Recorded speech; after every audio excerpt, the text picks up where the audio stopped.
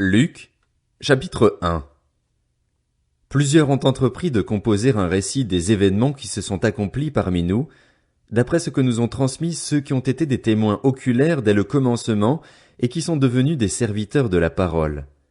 Il m'a donc paru bon à moi aussi, qui me suis soigneusement informé sur toutes ces choses dès l'origine, de te les exposer par écrit d'une manière suivie, excellent Théophile, afin que tu reconnaisses la certitude des enseignements que tu as reçus. Durant le règne d'Hérode sur la Judée, il y avait un prêtre du nom de Zacharie, de la classe d'Abia. Sa femme était une descendante d'Aaron et s'appelait Élisabeth. Tous deux étaient justes devant Dieu, ils suivaient d'une manière irréprochable tous les commandements et toutes les lois du Seigneur. Ils n'avaient pas d'enfants, parce qu'Élisabeth était stérile, et ils étaient l'un et l'autre d'un âge avancé. Or, pendant que Zacharie remplissait sa fonction de prêtre devant Dieu, c'était le tour de sa classe, il fut désigné par le sort, d'après la règle en vigueur pour les prêtres, pour entrer dans le temple du Seigneur et y brûler le parfum. Toute la multitude du peuple était dehors en prière, à l'heure de l'offrande du parfum. Alors un ange du Seigneur apparut à Zacharie et se tint debout à droite de l'autel des parfums. Zacharie fut troublé en le voyant et la peur s'empara de lui. Mais l'ange lui dit, « N'aie pas peur, Zacharie, car ta prière a été exaucée. Ta femme Élisabeth te donnera un fils et tu l'appelleras Jean. Il sera pour toi un sujet de joie et d'allégresse et beaucoup se réjouiront de sa naissance, car il sera grand devant le Seigneur. Il ne boira ni vin ni boisson alcoolisée et il sera rempli de l'Esprit Saint dès le ventre de sa mère. Il ramènera beaucoup d'Israélites au Seigneur, leur Dieu. Il marchera devant Dieu avec l'esprit et la puissance d'Élie pour ramener le cœur des pères vers leurs enfants et les rebelles à la sagesse des justes, afin de préparer pour le Seigneur un peuple bien disposé. Zacharie dit à l'ange, « À quoi reconnaîtrai-je cela? En effet, je suis vieux et ma femme est d'un âge avancé. » L'ange lui répondit, « Je suis Gabriel, je me tiens devant Dieu. J'ai été envoyé pour te parler et pour t'annoncer cette bonne nouvelle. Voici, tu seras muet et tu ne pourras plus parler jusqu'au jour où cela arrivera, parce que tu n'as pas cru à mes paroles qui s'accompliront au moment voulu. » Cependant, le peuple attendait Zacharie et s'étonnait qu'il s'attarde si longtemps dans le temple. Quand il sortit, il ne pouvait pas leur parler, et ils comprirent qu'il avait eu une vision dans le temple. Il s'exprimait par signes et il resta muet. Lorsque ses jours de service furent terminés, il rentra chez lui. Quelque temps après, sa femme Élisabeth fut enceinte.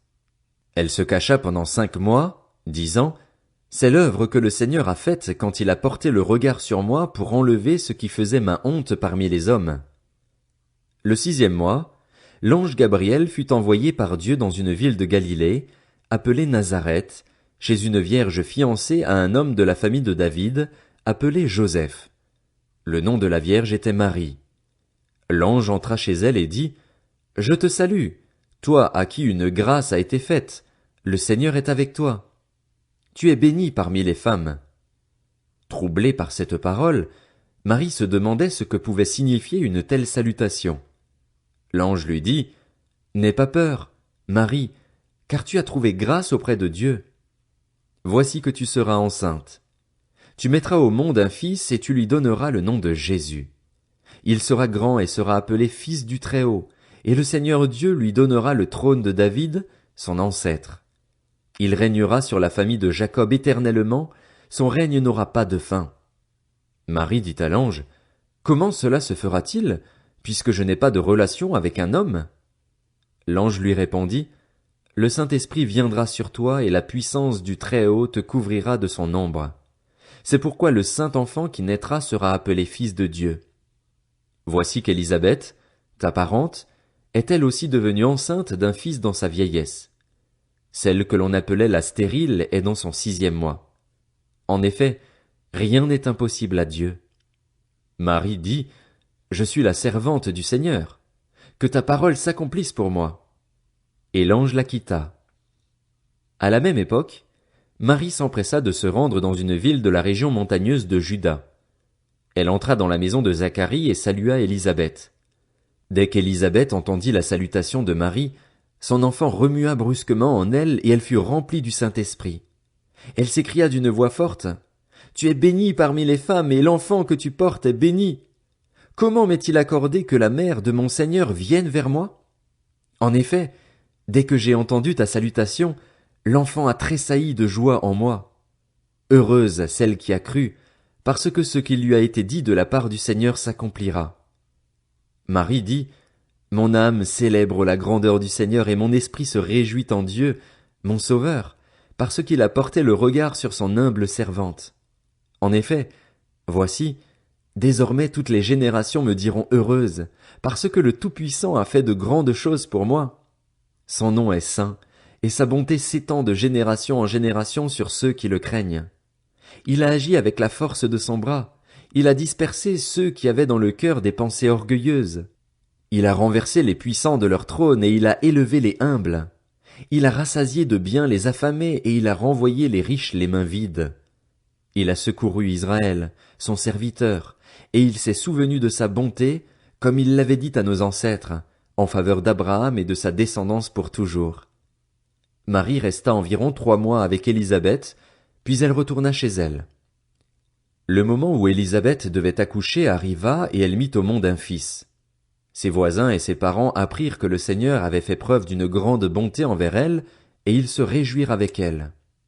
Le 8e jour, ils vinrent pour circoncire l'enfant.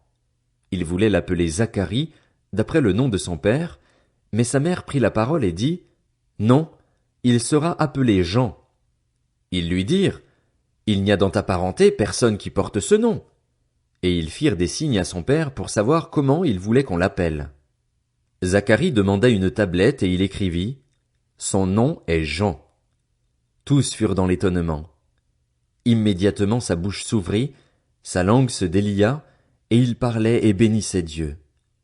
La crainte s'empara de tous les habitants des environs, et dans toute la région montagneuse de Judée on s'entretenait de tous ces événements. Tous ceux qui les apprirent les gardèrent dans leur cœur, et ils disaient, « Que sera donc cet enfant? » Et, en effet, la main du Seigneur était avec lui.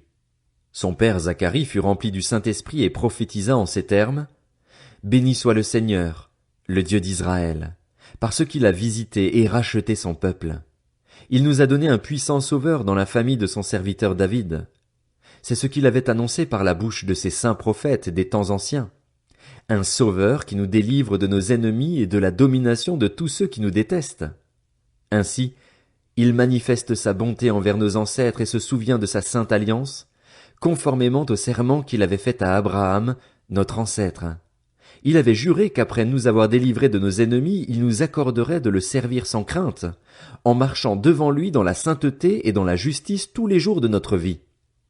Et toi, petit enfant, tu seras appelé prophète du Très-Haut, car tu marcheras sous le regard du Seigneur pour préparer ses chemins et pour donner à son peuple la connaissance du salut par le pardon de ses péchés, à cause de la profonde bonté de notre Dieu. Grâce à elle, le soleil levant nous a visités d'en haut pour éclairer ceux qui sont assis dans les ténèbres et dans l'ombre de la mort, pour diriger nos pas sur le chemin de la paix. L'enfant grandissait et se fortifiait en esprit. Il resta dans les déserts jusqu'au jour où il se présenta devant Israël.